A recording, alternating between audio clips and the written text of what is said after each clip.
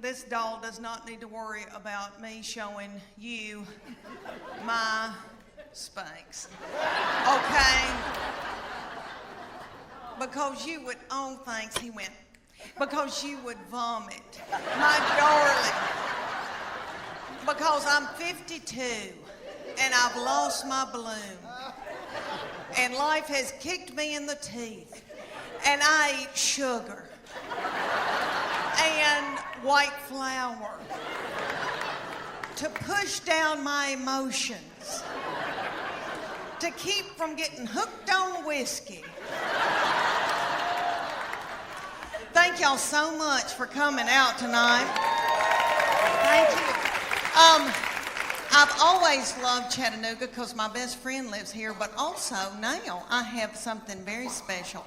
My 22-year-old baby lives here now in Chattanooga. And she works for Make-A-Wish, East Tennessee. And you may have seen the video that Trish was talking about that's got over 15 million views, and I talk about her being mean. It's just to me. She's just mean to me, not other people. She holds it in so she can spew it out onto me. But she knows she's very sweet and very precious, and she's been backstage with me.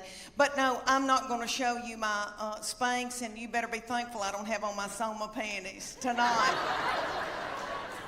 But my Spanx is like folding down over my stomach as we speak. Okay, y'all, all right. Let me tell you about my family. I have my husband. We live in Knoxville, Tennessee. I have my husband. Thank you. I have my husband and my 3 grown children. I have a 25-year-old boy that's married to a darling little girl. And then I have my 22-year-old daughter and then my 20-year-old daughter, and she's still in Knoxville with us. And so these children grew up and left me with their daddy. And he is so not fun. And so he doesn't chat. And so I'm just at home talking to myself. And we've got 2 beagles. And we miss these children so bad that we just sit and kiss them in the mouth. And we were going to learn the cha-cha to Earth, Wind, and Fire, and I was going to kill it. Well, one night, he kind of flung me hard, and I thought, oh, something popped. And something doesn't feel right. The next morning I woke up and there was this big bulging thing about right here. And I called my girlfriend in Greenville, Tennessee, and I said, I think I've got backed up poop. And she said,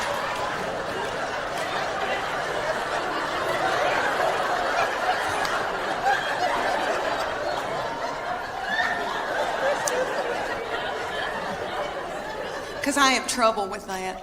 But she's saying, I don't think poop goes up that far. And so she looked on her iPad on WebMD, and she sent me this picture of this man looked like an alien coming out of him. She said, is that it? And I go, that's it. She goes, you've got a hernia. So I went to my doctor, and they said, we can't push this thing back in. And so the thing was in 5 days with the Children's Hospital, and I didn't want to let them down. And I thought, Lord, what are we going to do? And my girls stepped in and learned a dance in 4 days. Bless their hearts, and they're practically nude. And they had to wear all that too. And I came out in a wheelchair to Proud Mary Keep On Turning. Thank you.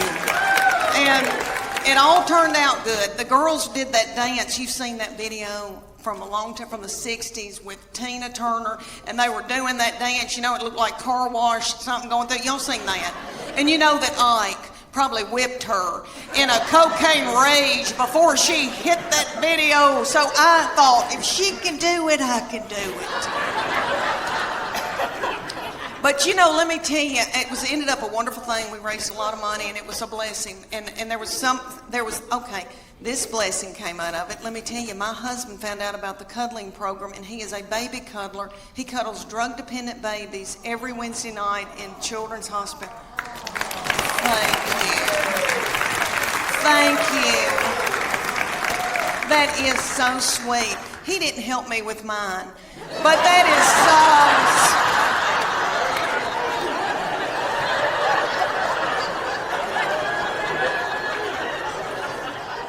It's because he's out making a living. But anyway, what I learned out of that whole hernia thing was that God forbid that I got sick with something bad. Because I truly believe that my husband and my children would let me die. That's what I learned out of that. I laid up in the bed for 3 days and nobody checked on me. I remember hobbling over to the stairs and yelling down, "Are we going to eat anything?"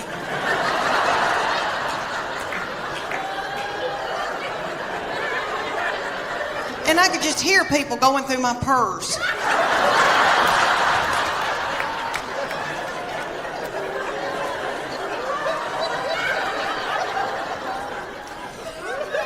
I'm hot flashing right now. Hot flashing right now. You are too, you angel.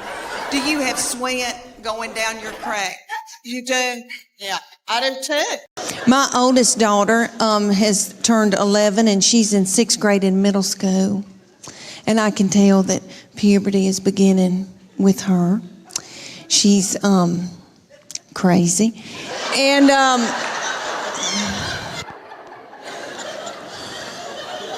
she's mean as a snake. And we're scared to death of her, but we just tiptoe around her. She cries a lot. She doesn't know why, and she tells us, "I don't know why I'm crying." And we just try to get through it. But I'm telling you, she can run a household. She's a grown woman. She has been ever since she got here. So I said, "You're going to have to come in here, baby." I said, "Your daddy's going to take care of y'all. I'm going to Nashville for like 3 days." She bust out crying. I said, "What's wrong?" She said, "Don't leave us with him. He doesn't know where the food is."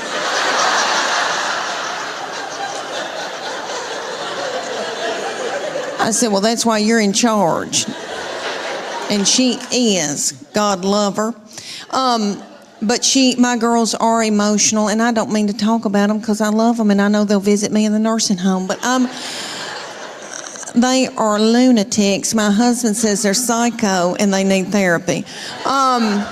And I'll give you all an example. I can be in the pickup line at school, and this happened when they were in 1st grade, and it happens every day when I pick them up at school now. I'm sitting in the pickup line, and I can see them come out, and they are in a good mood.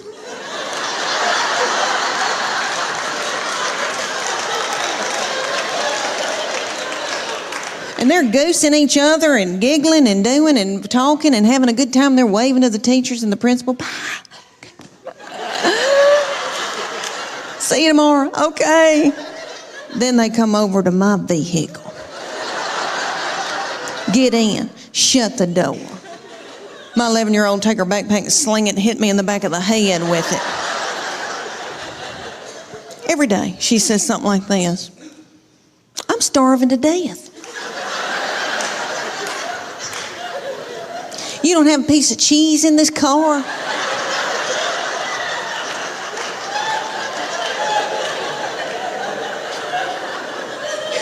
"Your driving's making me car sick."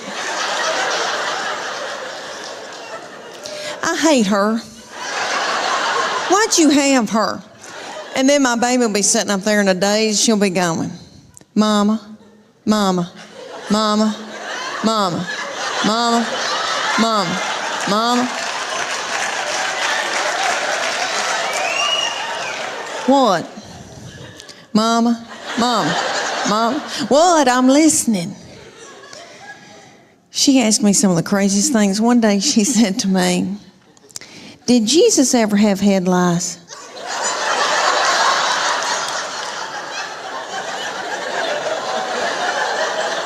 How do you answer something like that? I said, well, baby, if he did, I know he healed it. And then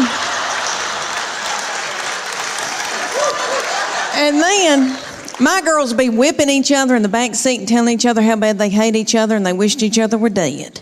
And then my sweet boy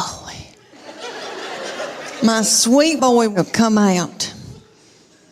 He'll get in and he'll say, you know, they're building a new Home Depot up on 281.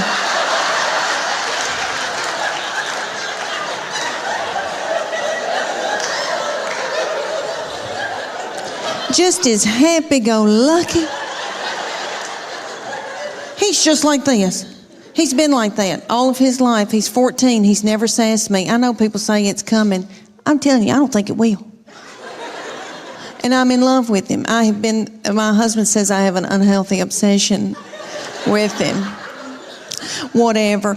And let me tell you about this baby.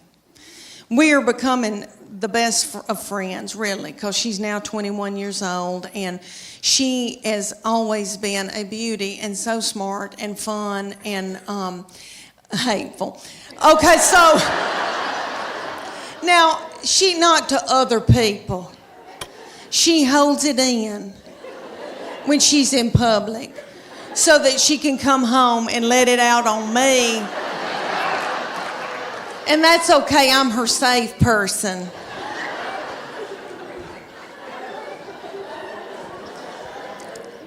And I believe that God allows this when your children get in about, I don't know, junior, senior in high school, because He knows that you're grieving, because they're going to leave.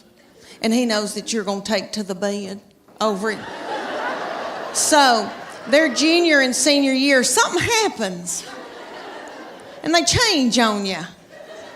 And they get to be the meanest people you've ever been around. So by the time they're ready to leave, you kick their crap out onto the curb. Her junior year, this started, okay, the very breath that I breathed out of my nostrils made her so angry.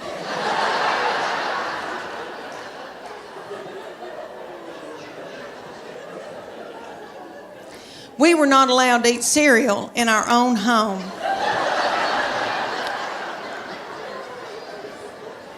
Because she couldn't stand to hear us chew.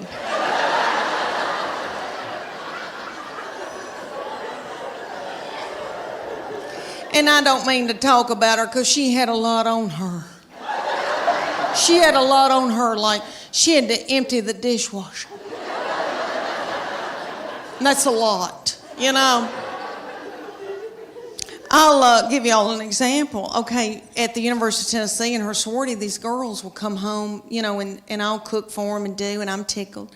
All right, well, they like Memphis, Nashville girls. Well, a little girl came home with her and spent 2 nights. So I washed that little thing's clothes, and all I said to this little girl was, Katie, you're so tiny.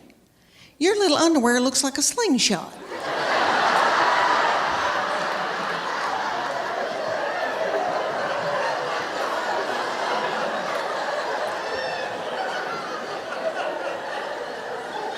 That little girl thought it was funny, and my baby went.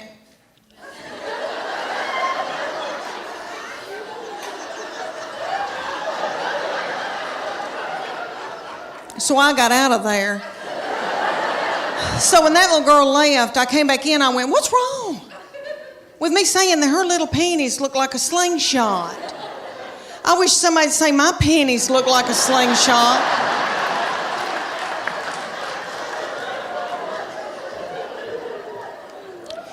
My panties look like... Have y'all ever seen Mel Gibson in Braveheart?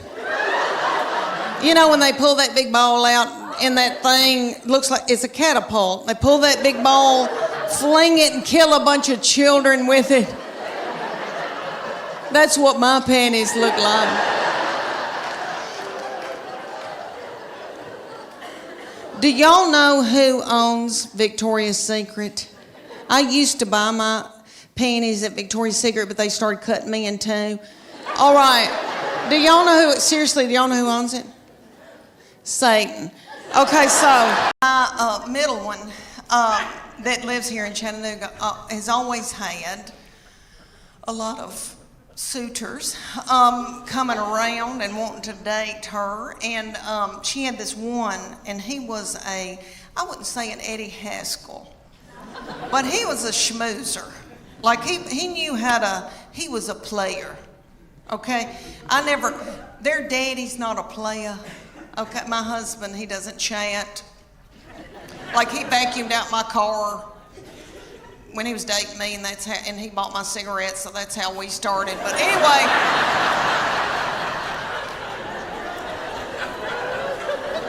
it was the 80s. But anyway, the young people call it player, some fast-talking boy. She had this fast-talking boy coming around, and he would say to me things like, "Miss Morgan, you look beautiful today." And I was like,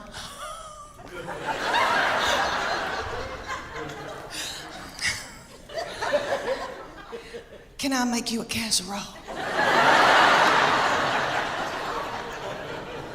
Thank goodness they broke up, because I was exhausted. I was mopping the floor and blowing my hair out every day. And I don't do that. Let me tell you why I got played. I thought, why am I so tickled when somebody compliments me? It's because my love language is words of affirmation. Have y'all ever heard of that book, 5 Love Languages? It is wonderful, and it works. It's the real deal. My husband and I went on a Sunday school class retreat when our children were little, and we watched this little frail man talk about it. Okay, and it was on Oprah, so it's real. But anyway, what it is there's 5 love languages, and you get the book, you read the book. Well, I don't read the book. But anyway, you take the test, and it tells you what your prominent love language is out of those 5, and it tells you what your partner's love language is. So then you can go home at night and feed your partner their love language, and they can feed you your love language, and then your love tank feels full. And if you don't do it, then your partner's liable to go to work, and they're at the water fountain, and some whore comes in.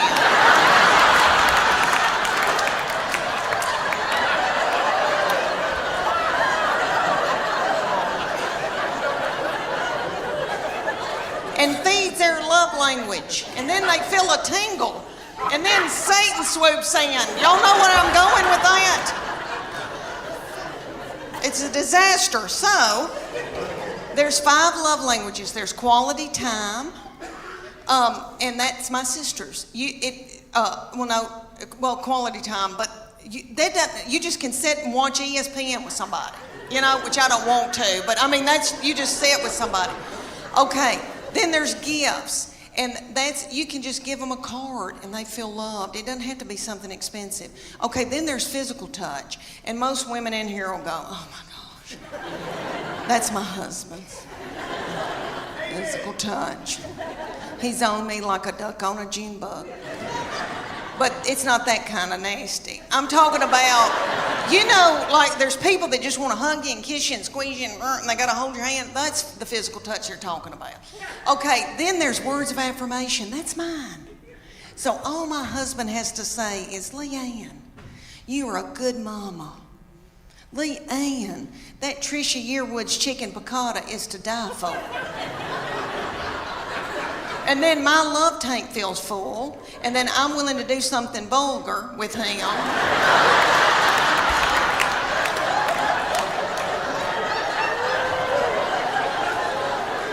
And then he gives me money to get my hair highlighted. So you see how it all works out. So his love language, the 5th one, is acts of service. So I have to go and build a set of shelves in the garage for him to feel love. I've got too much estrogen, which evidently makes you hateful and bitter and angry.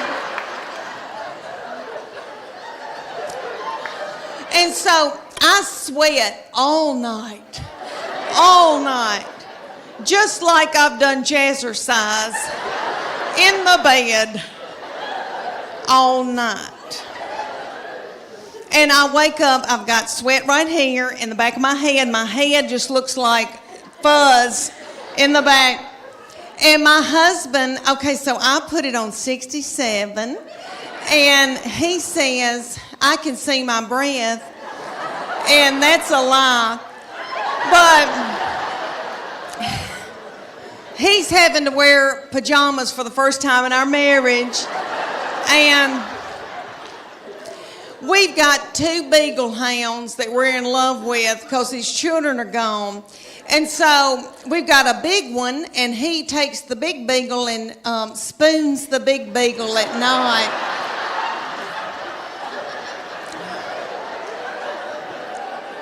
And I've got the little beagle, the little pocket beagle that we rescued, and she's got a nervous tick and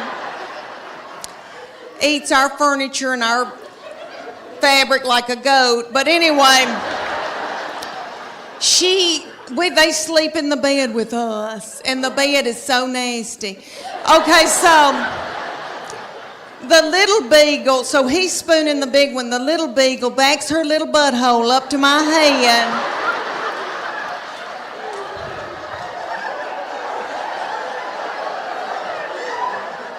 and sleeps up against me all night. I love her.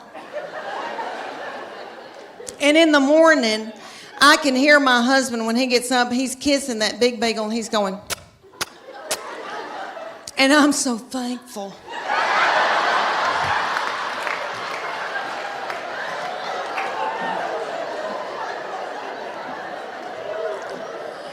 The only thing about having them in the bed, really, is I tried those eyelash extensions. I paid a lot of money for those, but beagle hair would end up in them, and it itched real bad, so I had to let them fall out. But anyway, I'll never forget the day that I found out about her, and I feel terrible about it now. But I was overwhelmed. I knew something wasn't right. I didn't feel good. I thought, oh my gosh, surely I'm not pregnant this quick, this soon. And you know when you got to know something, you got to know it right then. I had to know right then. I grabbed up my 2 babies and diaper bag and all that stuff you take with you everywhere you go, and I went to the Walmart in the foothills of the Appalachian Mountains. And I bought an EPT pregnancy test, and I took it in the stall at Walmart. And I tinkled on it. And my 3-year-old boy looked at me, he said, "What, is it positive?"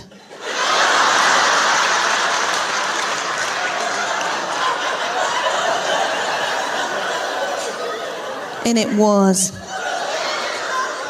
So I drove home just as fast as I could, and I called my husband at work. And I said, "You're trying to kill me, aren't you? With a slow vaginal death. Is that what you're trying to?" "Well, you're not going to. You better get home right now, because I'm going to walk out in the woods and let the animals eat me."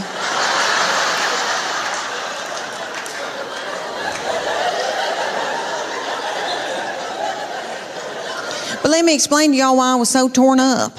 I had a 13-month-old baby girl in diapers and a 3-year-old little boy in Superman panties with doo-doo balls falling out.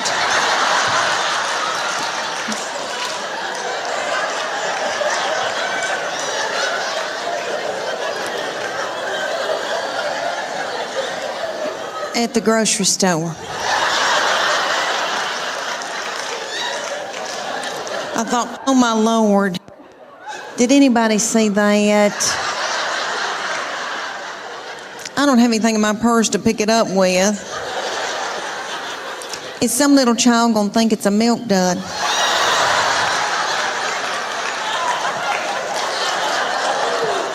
Let's just keep on moving, everybody. Just keep on moving. But God knew better than I did, because she's been a doll baby, but she's ruined. And I know I'm the one who did it. I was tired and beat down. So, anybody here who has more than 2, you know, good night by that 3rd and 4th one, you got to let them do what they got to do, you know. She still cries over anything. She cries because she knows she gets her way. I said, "What's she crying about?" "She wants your toy." Well, just give it to her. I can't deal with it.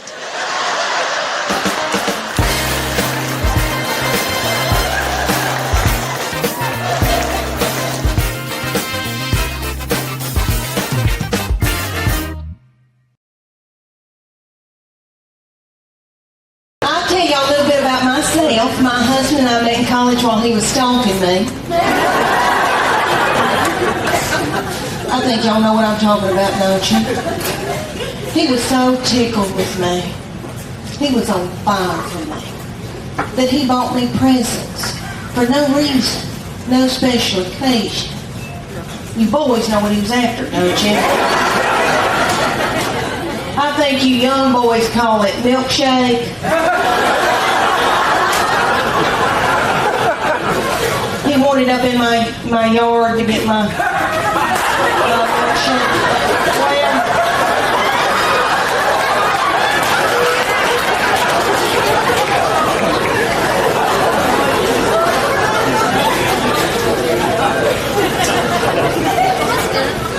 He got it, okay. I married him, had 3 children by him. Things change when you've been married 100 years, doesn't it? Now I have to give birth to get a pair of earrings. Vaginal trauma, fine jewelry. Okay, it's a deal. My husband and I were at the University of Tennessee, Knoxville, and I was getting my undergraduate degree, and he was getting his MBA, and I thought, oh my gosh, he is so smart. He can reconcile a checkbook. We're going to have a good life. No telling where we're going to go and what we're going to do and the glamour. Well, we graduated, and he decided to buy a used mobile home business in Bean Station, Tennessee. Is this thing on? I said a used mobile home business. Do y'all know where Bean Station, Tennessee is? Oh, it's at the foothills of the Appalachian Mountains. Have you ever seen Deliverance? Maybe you young people sing Sling Blade. Because I know y'all haven't watched Deliverance. Well, he moved me up there. And I think I've got cedar fever. You think that ice would have killed it. But anyway, what was I saying? He moved me up there, and he wanted me to be in sales for him in the mobile home business. So I did that day.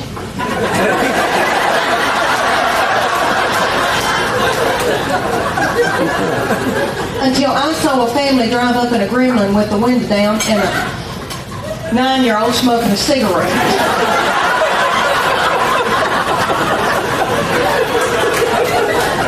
She lit it off of her Milo.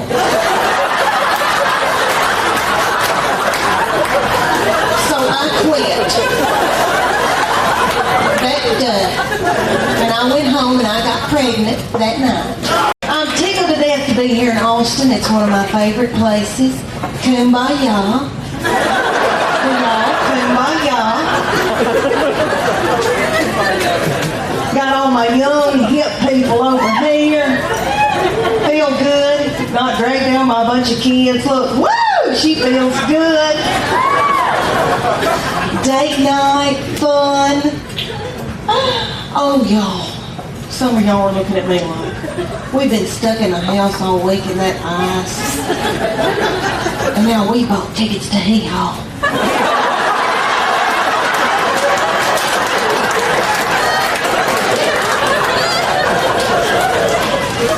Yep, you did.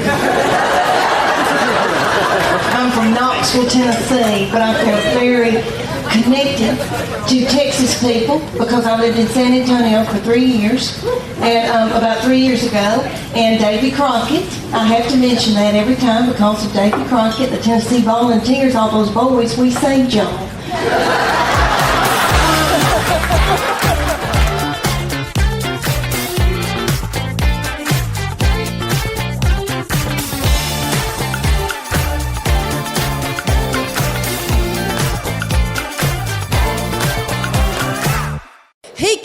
to me in, he was in middle school or high school, and he's very spiritually mature, has always been. I didn't do it. Their daddy didn't do it. God did it. But we call him our little Billy Graham. But anywho, so he was dating a little girl, and he came home, and I said, what y'all been doing? And he said, we've been watching a movie, and we were kissing. I said, oh, that's normal. That's okay. But I said, baby, before you know it, one thing can get out of hand. You got your arm around somebody, and then you got your hand on her leg. Things can get out of control. He looked at me like I was crazy. And he said to me, Mom, I've prayed about this. Nothing like that's going to happen. And I know he meant that. And all I could think of to myself was some of the nastiest things I ever did.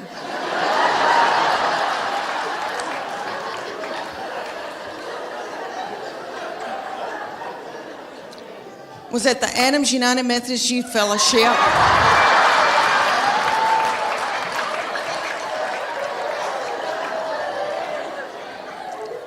On a hayride.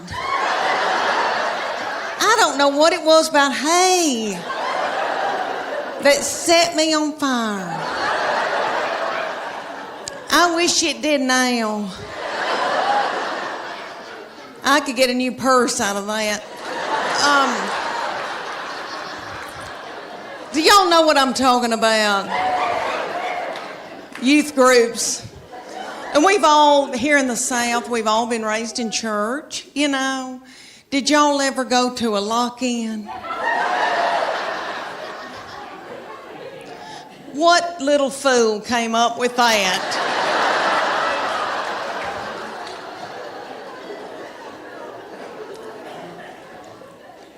Y'all know that it was some precious little woman maybe, and they were like, they were in a committee meeting, and she was like, oh gosh, y'all, we need to come up for something for all the hormonal teenagers. I know. We'll put them in the church building and lock the door and turn the lights out and leave them there all night. Maybe somebody will end up pregnant. In the suit season, Lord, I've always worn a miracle suit, and I'll talk about that in just a minute, but I did a show for a group here in Knoxville. They were darling. And after I did it, a woman came up to me and she goes, Leanne, are you not going to Sears and buying you a swim dress? And I thought, well, I didn't know my life was over.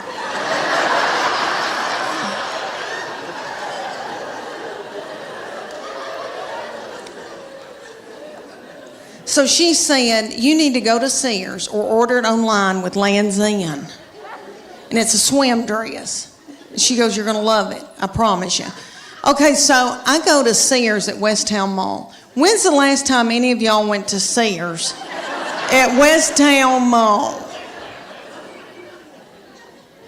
There's not a soul in the Westtown Mall Sears. They've got the lights on. There's nobody working. There's nobody there shopping. I swear I think they're running dope out of Sears.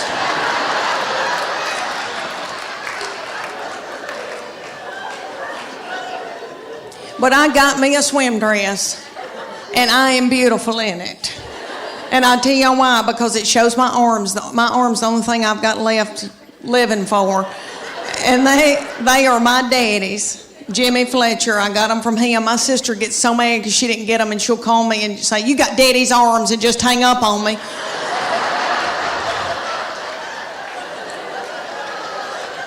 But this swim dress, okay, it cinches up through here, so it's real flattering right there. And then it comes down and hides all this boogity-boo I got going on right here. And I am beautiful in it. I hate to say that. It kind of looks like Titanic,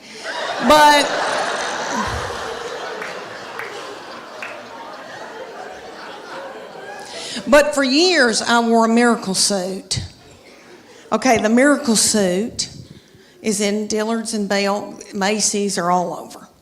And there'll be hundreds of them in a big area at a department store. And there's a tag hanging from all of them that says, miracle suit. Lose 10 pounds in 10 minutes. And you do, because you sweat yourself to death trying to get it on. Because the miracle suit has a girdle in it. They're one piece. So the girdle is right through here, so it smooths you out real pretty through here. You look really good because it squeezes your fat out in all the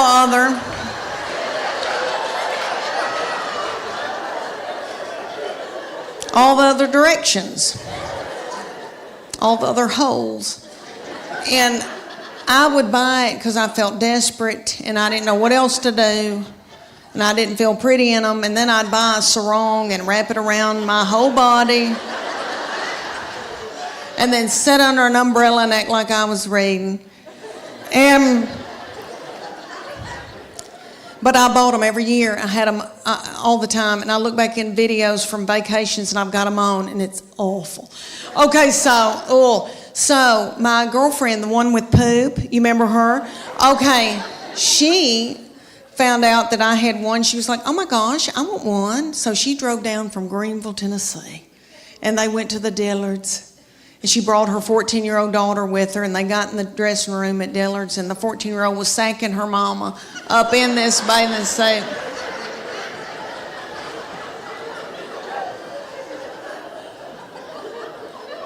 And her 14-year-old said, Mom, this is so gross.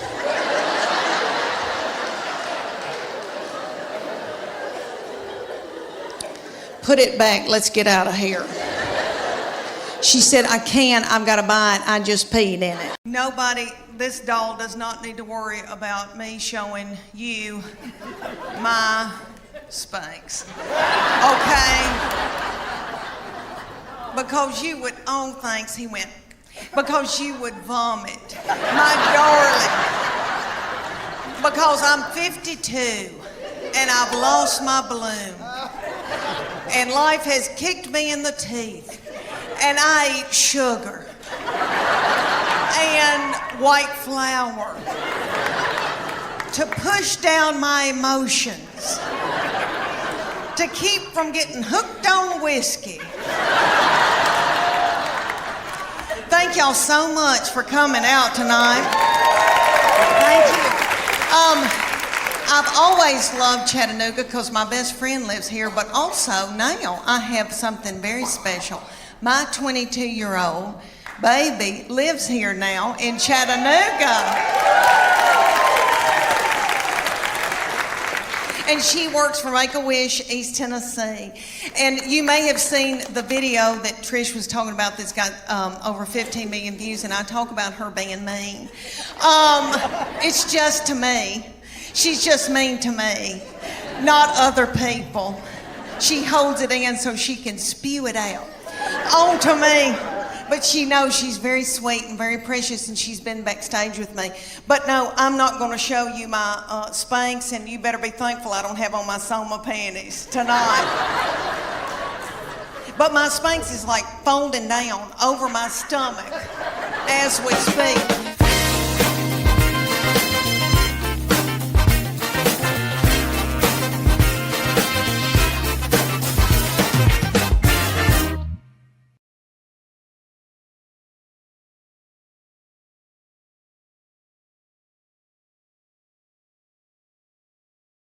It goes from 5 to 18, so the little 5-year-olds come out and they are yummy, and you could eat their lips off. And they've got little bitty skirts on about the size of a napkin. And they come out to Beyonce's, all the single ladies.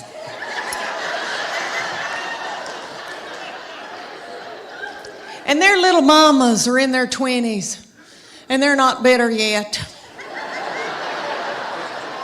And they're in the front, making every move that their little children are making. Because those little children are babies and they need to be at home breastfeeding. They can't remember their act. So they go all the way up until they get to my baby's age, and my baby comes out, reef sharks. And for 2.5 minutes, my baby throws little children up in the air.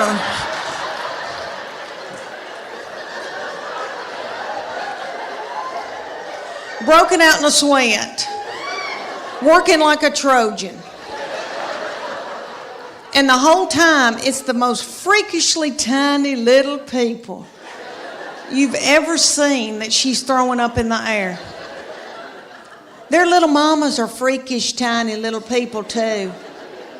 I'm from farming country in Middle Tennessee.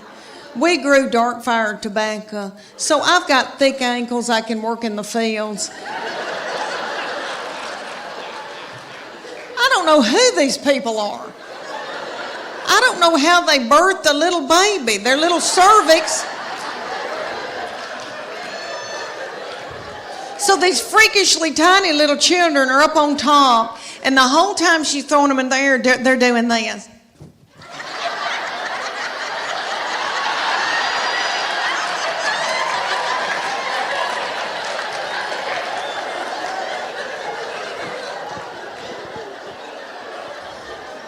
And nobody knows why. But this goes on for 2.5 minutes, and then the finale. All the little children hunker down on the stage, and the finale was my baby. They had my baby hop up out of that crowd with a child's foot in her hand. So y'all get what I'm saying. She had a human being up over her head with one arm. And that little girl's doing some kind of something up on top. My baby was a rock star. Thank you. I mean, really, I don't know when's the last time. I never held one of my friends up over my head with one foot in my hand. It's a big deal. And the feminine boys went nuts. And they wanted her to stay so bad. They were like, we want you to stay. And she was like, I'm okay. I've got it out of my system. I'm okay. She said, but I'm keeping this whore outfit. She still has it. She says she's going to get married in it. But anyway.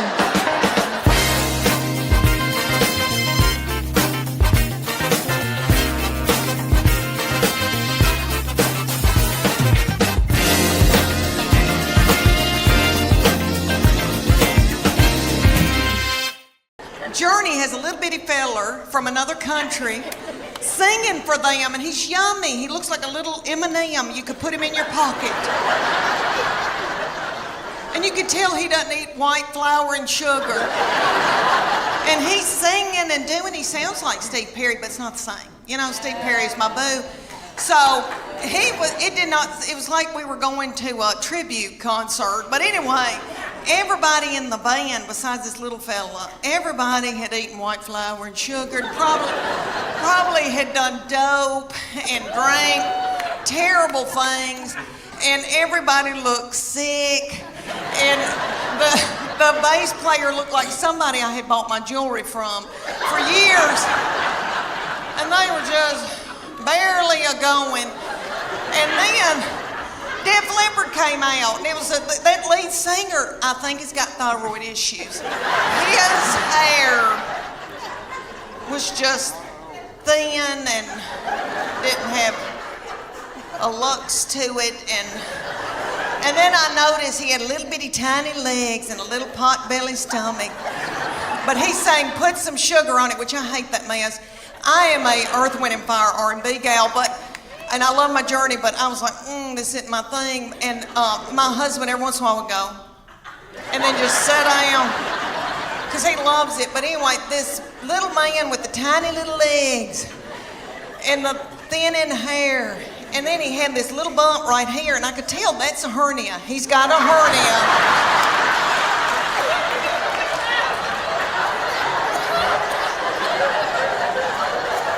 And I bet that he hadn't had time to get it fixed. He hadn't had time to put a mesh in.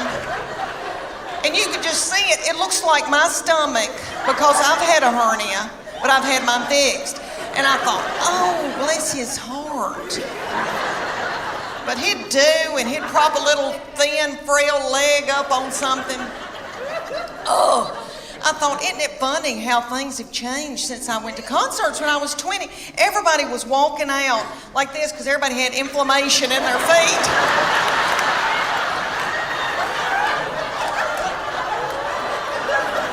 Trying to get to their car. And it was like 10 o'clock. I thought, what are we doing out here? What are we doing? We gotta get home. I praise God that Weight Watchers doesn't have a limit on how many times you can join. Because I've done Weight Watchers 9 times. And I've lost 7 pounds in all.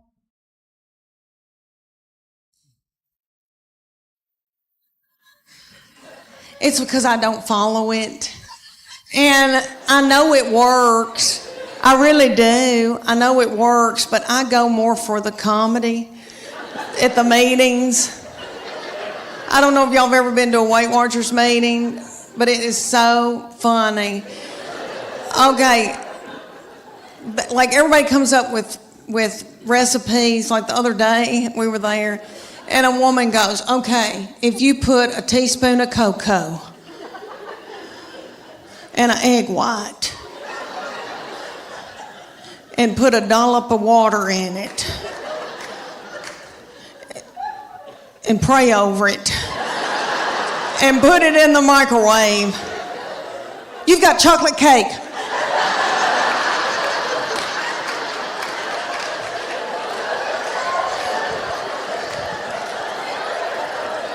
And we've all got our iPhone out and trying to film her. And then somebody will get up and they'll go, oh my gosh, y'all, there's fat-free chocolate mint ice cream, but you can only find it at the Harriman Walmart. And people start throwing chairs and like running in a panic. This is what I figured out about myself. Okay, I eat, and I think it's because I'm from sweet country farming people. We value our children and what we've grown to eat and what we've killed.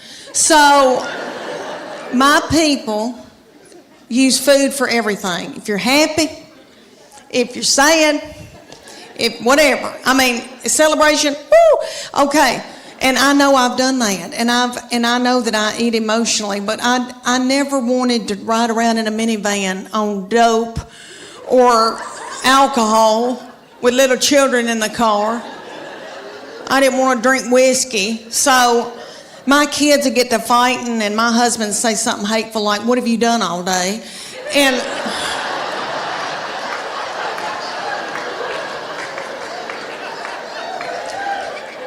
And that would make me so mad, and I'd eat a hot dog, and I didn't even know what happened.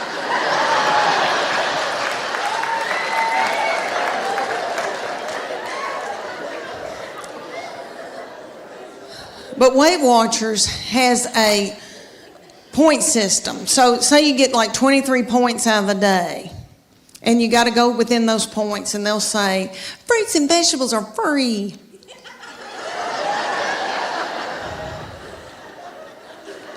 You don't want fruits and vegetables. When you first start, you're so hungry that you could eat the wallpaper off the wall.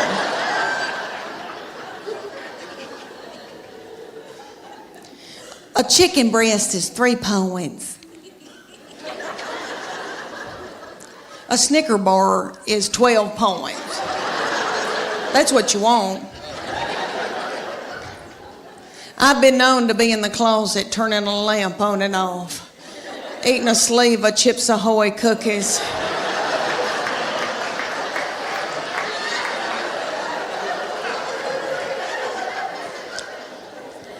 So I try to stay within my points. All right, my sister will go on it every time I will, and she lives in Clarksville, Tennessee, and she'll call me and she'll say, it's noon, and I've eaten all my points.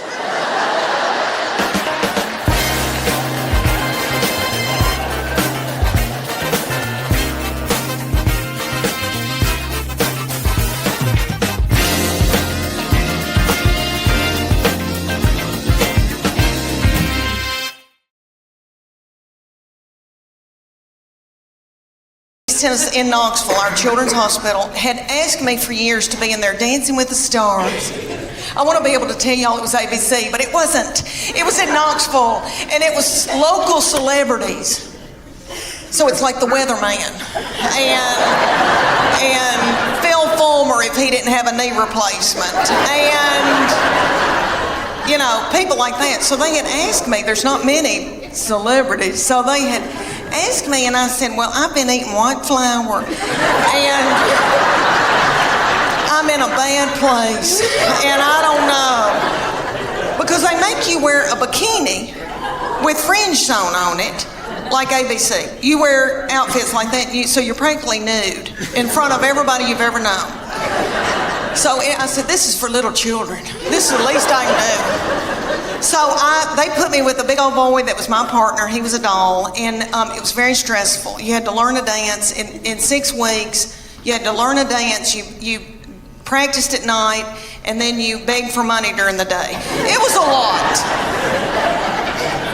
And we were going to learn the cha-cha, to Earth, Wind, and Fire, and I was going to kill it. Well, one night, he kind of flung me hard, and I thought, oh, something popped.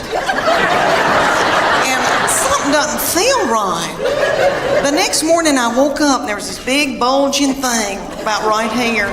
And I called my girlfriend in Greenville, Tennessee, and I said, I think I've got backed up poop. And she said,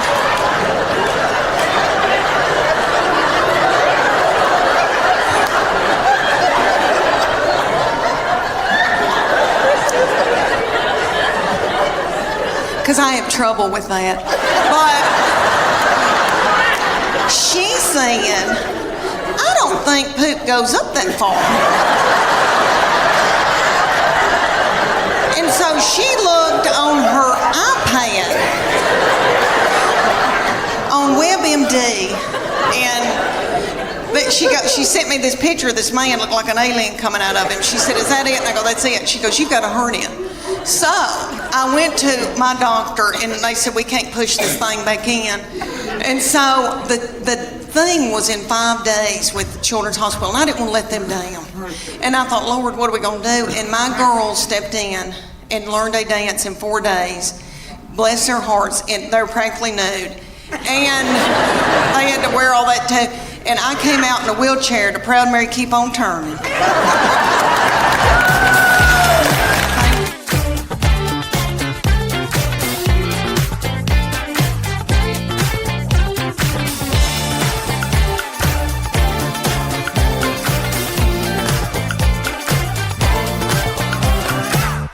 My middle one that lives here in Chattanooga has always had a lot of suitors coming around and wanting to date her. And she had this one, and he was I wouldn't say an Eddie Haskell, but he was a schmoozer.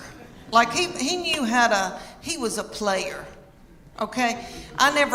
Their daddy's not a player, okay? My husband, he doesn't chat.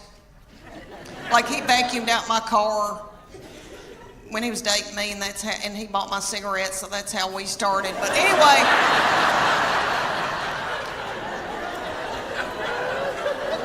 it was the 80s. But anyway, the young people call it playa, some fast-talking boy. She had this fast-talking boy coming around, and he would say to me things like, Miss Morgan, you look beautiful today. And I was like,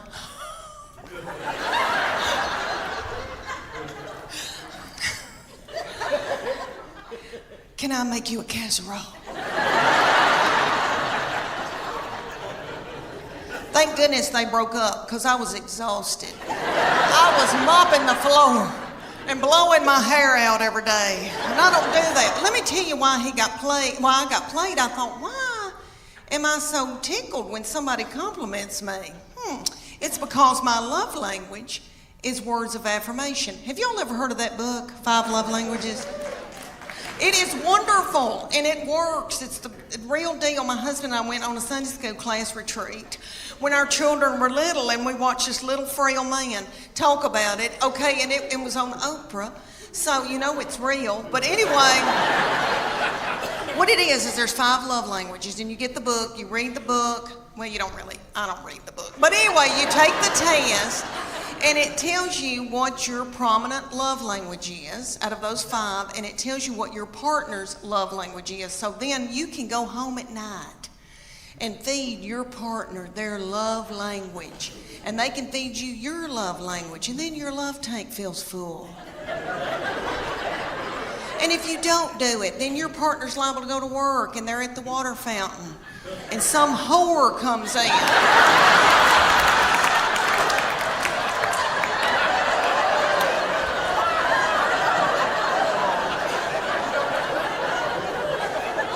And feeds their love language. And then they feel a tingle. And then Satan swoops in. Y'all know where I'm going with that? It's a disaster. So, there's 5 love languages. There's quality time. And that's my sister's. Quality time, but you just can sit and watch ESPN with somebody, you know, which I don't want to, but I mean, you just sit with somebody. Okay. Then there's gifts, and you can just give them a card and they feel loved. It doesn't have to be something expensive. Okay, then there's physical touch, and most women in here will go, oh my gosh, that's my husband's physical touch. He's on me like a duck on a June bug. But it's not that kind of nasty. I'm talking about, you know, like there's people that just want to hug you and kiss you and squeeze you and they got to hold your hand. That's the physical touch they're talking about. Okay, then there's words of affirmation. That's mine. So all my husband has to say is, Leanne, you are a good mama. Leanne, that Trisha Yearwood's chicken piccata is to die for. And then my love tank feels full, and then I'm willing to do something vulgar with him.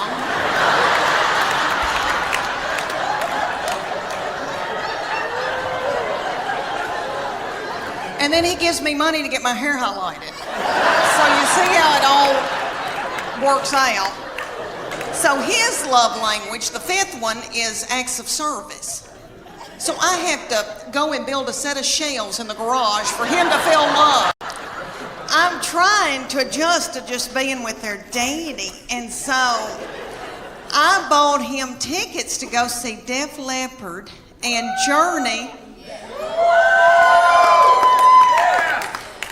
Woo! Okay, let me tell you.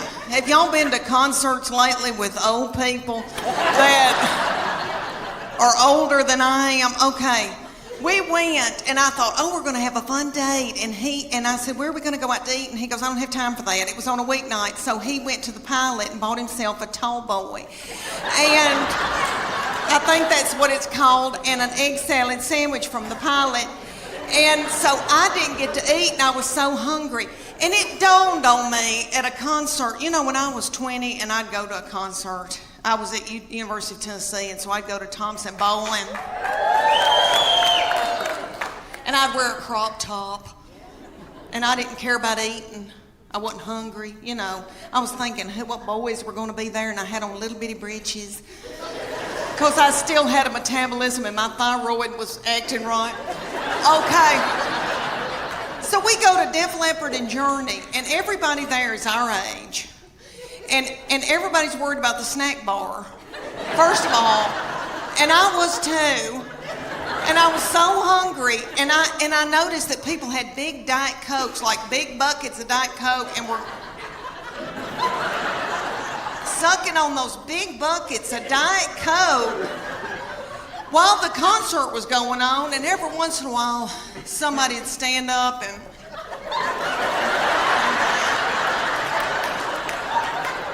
and then they'd sit back down. Let me tell y'all about her. I have treated her different from all the other ones, honey, because All right, everything that she'd do, like she'd start crying when she's a baby, because babies, you know, the third, fourth, and fifth, you know, they cry, and you just let them. And I'd be like, what's she crying about? She wants your toy? Well, just give it to her.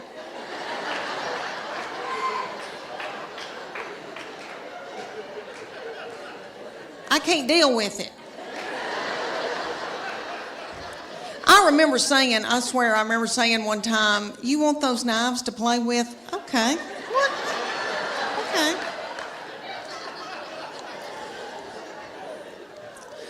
When she was at getting her driver's license, so different from when the first one got his. Honey, he got his, and we were so strict with him. We'd say, you can go to school, but you got to call us when you get there. You can only come home. And then after 6 months, we were like, you can go to Steak and Shake. And then you got to come home. So strict. Then the second one didn't care anything about driving, really didn't start till she was close to 17. Well, this baby wanted hers the day she turned 16. I didn't think she was going to pass it because she doesn't care. So, but she did because she's smart. All right, let me tell you, she's one of those kids that, I know y'all know people like this. Like if I gave her $20 and said, make it to New York tonight, she would do it and have money left over. Like she's, you know, people like that, like got it up. Okay. So she passed that test. I was so mad because I thought, oh, I'm not going to have a baby in the car with me anymore, even though when they're in middle school and high school, isn't that aggravating?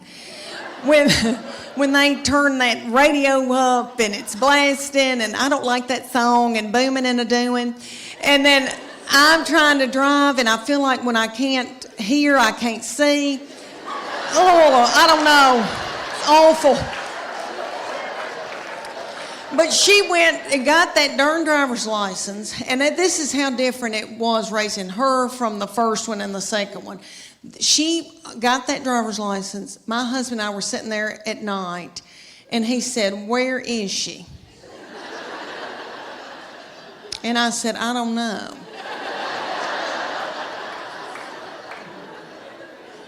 And he said, does she have any money? And I said, I don't know. Nobody ever said another word.